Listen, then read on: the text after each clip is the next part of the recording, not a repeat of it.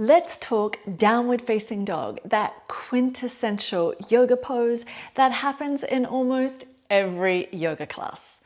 Contrary to popular belief, the goal of down dog is not to touch your heels to the mat. The goal is to strengthen the arms and shoulders, lengthen the spine, and of course, stretch the backs of the legs.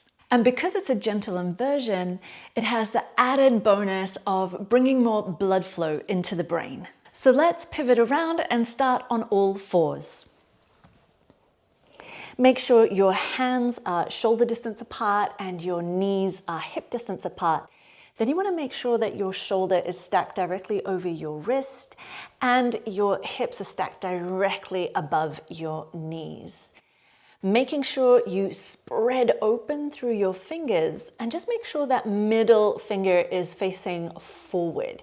You also want to double check that you are not rotating your hands out to the sides because this is just going to strain your wrists.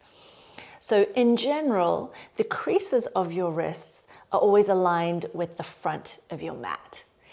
You're then going to tuck your toes under and make sure you're not wearing socks because it's really easy to slip on your mat. Begin to slowly lift your knees off the floor. Begin to straighten the legs and send those sit bones high to the sky. Your hamstrings run from your sit bones to just below the knee. So if you rotate your pelvis upward, you lengthen the hamstrings. This is known as anterior pelvic tilt.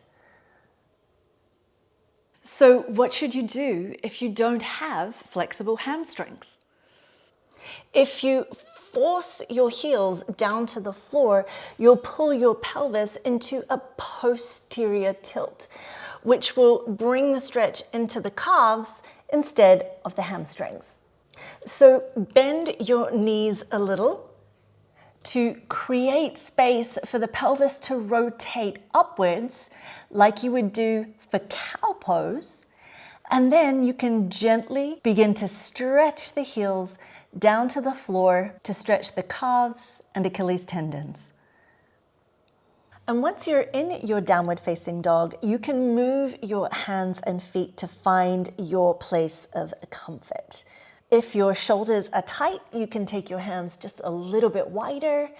And if your hips are a little bit tight, you can take your feet a little bit wider.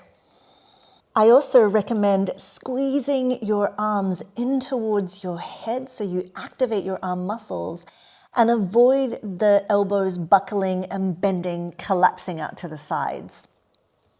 Let your head just rest between your arms. You definitely don't want to lift the head and look forward.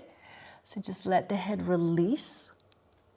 And one other thing that I notice a lot of people do is try to jam their chest really close down towards the floor. So you're creating a kind of buckling, stressful situation for your spine.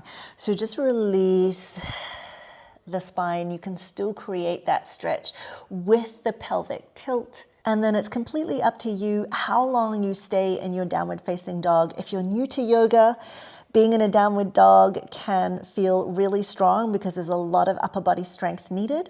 So just stay up for as long as you can until you build a little bit more strength through your body. I hope you learned something new in this video. Click like below if you enjoyed it and feel free to leave me any comments. I'll see you next time.